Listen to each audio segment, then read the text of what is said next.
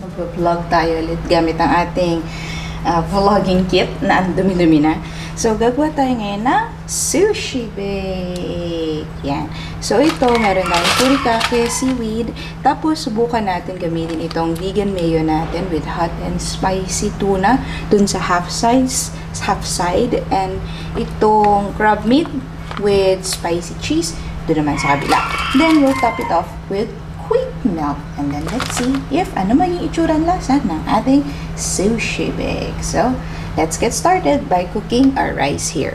So, iset natin siya as sushi and then we'll let it cook. So, once all is set, lalagyan natin siya ng mirin and ita-transfer natin doon for the baking time. Okay?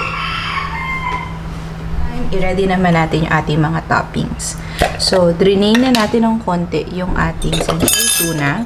And then, siguro maglagay tayo ng mga 2 to 3 tablespoon itong ating vegan mayo. Okay. Likewise, ganito din kadami na ilalagay natin sa ibabaw nitong ating crab sticks. Okay.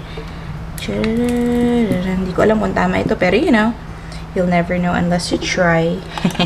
So, nagawa natin ito dati, no? Yung ating sushi bake dun sa isang episode natin.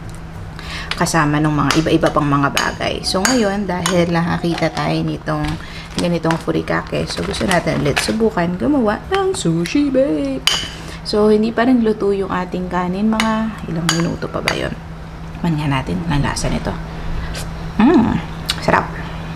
Sarap yung palaman din sa tinapay. Ito naman, hula ko spicy kasi nga spicy mayo. Duh. Tignan natin. Ipadami yung kuha ko. Sarap yung ulam sa kanin din. Haha. Okay. So, ready na to. Hintayin na lang natin maluto yung kanin and i-prepare natin yung mga iba pa nating toppings. Ito na ang ating kanin. So, ano ang ating susunod na gagawin? Buksan and i-fluff. Charap, ganon. Lagyan natin ng konting mirin. Mga 1 tablespoon or something. Pero bahala na. Hindi na tayo nagme-measure kasi you know, chef na tayo eh. Alright. So, i-fluff lang natin. Tapos, ito-transfer natin ito dito sa ating lalagyan. Okay.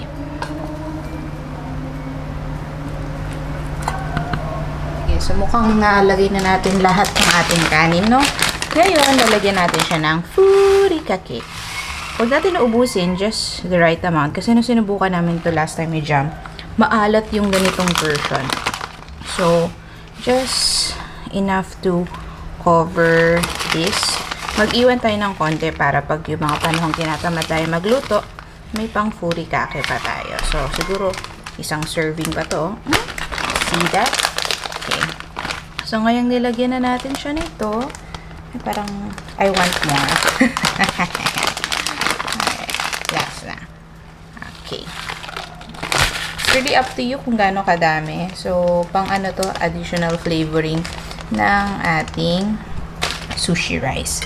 So, half and half ang gagawin natin, ano? So, yung half, yun yung lalagyan natin itong ating tuna. Okay. Tuna with vegan mayo. And then, the other half, yun naman yung lalagyan natin nung ating spicy crab meat. So, ang goal natin dito sa recipe natin ngayon ay wala. Gusto lang natin mag-sushi bake. Ganun. Okay, so, pusin lang natin ito. Alright. And then, sa kabila, ilalagay na natin ito. Alright. Enough to cover yung ating mga kanin. Hala. It's getting me under, driving me crazy. So, nanonood ako ngayon ng law school something-ish. Alright. So, ngayong na-cover naman natin na to, enough. No, siguro. Enough covered na siguro to. So, natin gagawin is mag-grate tayo na cheese. Okay. Let's grate some cheese here. Quick melt yung gagamitin natin para quick lang yung kanyang pag-melt. Sure. Okay. Just enough to cover.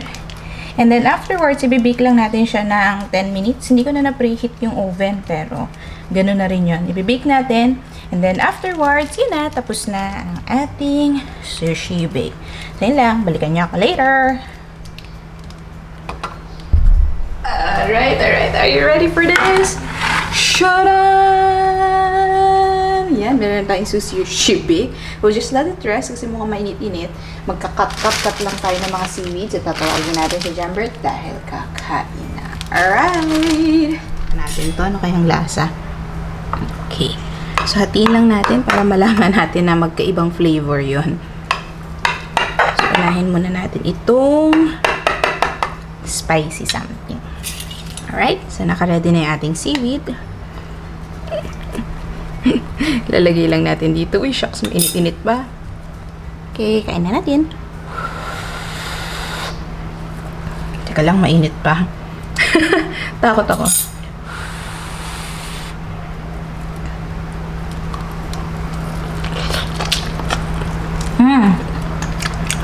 Maharap. Mainit lang. Well, I must try. Well, bye-bye.